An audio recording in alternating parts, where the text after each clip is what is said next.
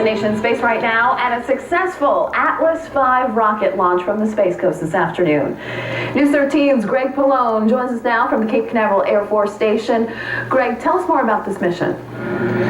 Well, let's just start off with the fact of the rocket launch, Christine. This is about as flawless a count as you can imagine. The countdown went off without a hitch. The weather, a perfectly good fall day out here on the Space Coast for a rocket launch. And this is what we saw just before 1:30 this afternoon from the Cape Canaveral Air Force Station. 4, 3, we have ignition, 2, and liftoff of the United Launch Alliance Atlas V rocket carrying the 8th GPS 2F satellite for the United States Air Force.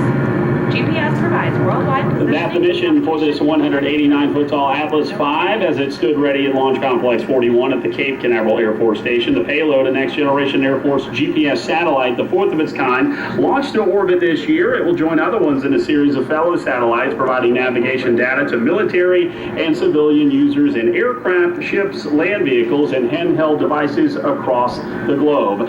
The top of the window at 1:21, that's when this Atlas V bolted off the pad here out on the Space Coast. We hope you had a chance to see it. If you're along the beaches or causeways, perhaps you have some pictures, you can send them in to us on mynews13.com. Again, a flawless countdown. The team worked no issues at all. The weather gorgeous for a fall day out here in October from the Space Coast as this Atlas V rocket delivering its payload to space. This GPS satellite will get to work with its fellow satellites to provide navigation all across the planet. Reporting at the Cape Canaveral Air Force Station, Greg Pallone, News 13. Today's launch came just less than 24 hours after a different rocket exploded after launching from NASA's Wallops Flight Facility in Virginia last night. And we have liftoff of Antares for 3 missions.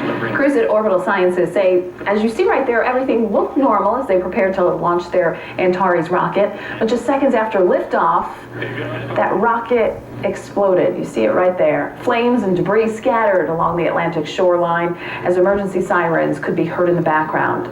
Fortunately, no one was hurt. NASA and Orbital Sciences are still investigating what actually went wrong. 5,000 pounds of experiments, food, clothing, and equipment headed to the International Space Station were destroyed. Some of you may remember back in August of 1988, a Titan 4A rocket blew up over the Space Coast. It was carrying a $1 billion spy satellite. Several pieces from the explosion even washed up on the beaches. Then just 2 weeks later, a Boeing Delta III rocket also exploded shortly after blasting off from Cape Canaveral. It was carrying a U.S. communications satellite. Fortunately, no one was hurt.